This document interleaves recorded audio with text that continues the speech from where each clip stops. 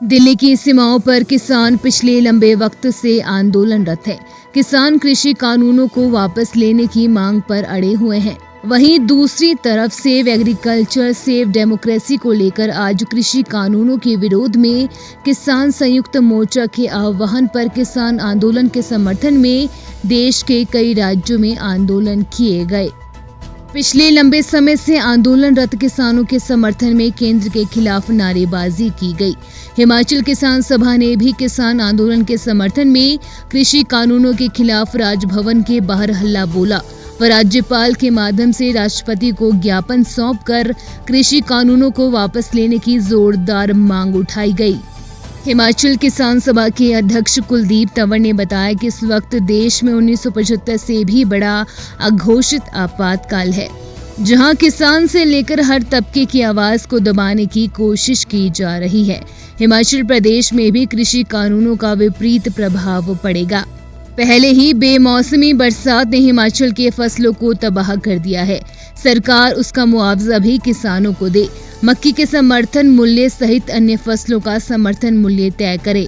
लेकिन किसानों के हितों को ध्यान में रखने के बजाय केंद्र सरकार किसान आंदोलन की अनदेखी कर रही है।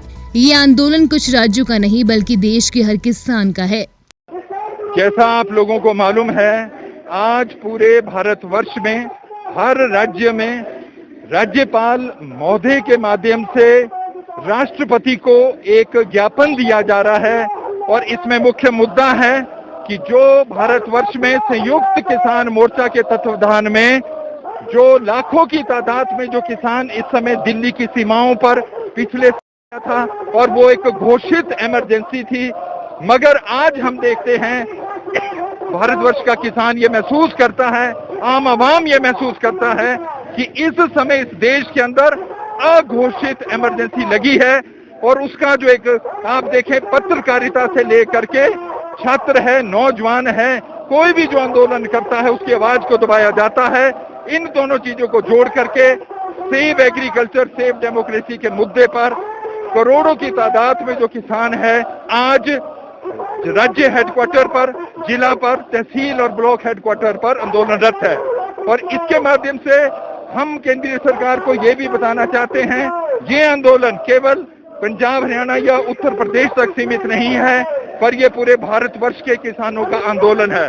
हिमाचल में विशेष रूप से हम ये चाहते हैं कि हिमाचल में मक्की है, पैडी है और जो फल फूल और सब्जियां हैं उस पर न्यूनतम समर्थन मूल्य नहीं दिया जाता, कि उसको भी न्यूनतम समर्थन मूल्य के दायरे में लाया जाए और जो न्यूनतम समर्थन मूल्य जो हमारी मुख्य मांग है इस समय देश में, उसको कानूनी दायरे में लाया जाए, उसको कानूनी अमला पहनाया जाए। ये मुख्य मांग के साथ 3 कानूनों को निरस्त किया जाए। और दूसरा हमारा जो ज्ञापन यहाँ पर गवर्नर महोदय के माध्यम से हिमाचल सरकार के लिए है कि इस समय जो एक बेमौसमी बर्फबारी हुई है, वर्षा पड़ी है, तूफान आए हैं, ओलावृष्टि हुई है, उससे किसानों को बहुत ही नुकसान हुआ है और जो लागत मूल्य है किसानों और बागवानों का उसके अंदर कई गुना वृद्धि हुई है। तो हम ये चाहते हैं कि जो सरकार एक कर्ल्ड फ्रूट्स खरीदती है HPMC के माध्यम से, उसका जो रेट अभी 8 रुपए 50 पैसे प्रति किलो है उसको कम से कम